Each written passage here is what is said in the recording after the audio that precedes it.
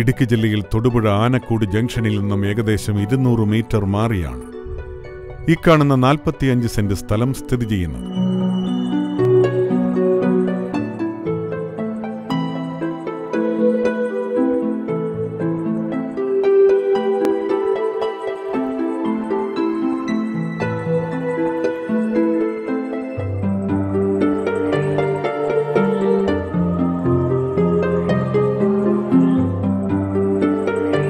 തികച്ചും റെസിഡൻഷ്യൽ ഏരിയയിലുള്ള ഈ സ്ഥലം പ്ലോട്ട് തിരിച്ചെടുക്കാവുന്നതാണ്.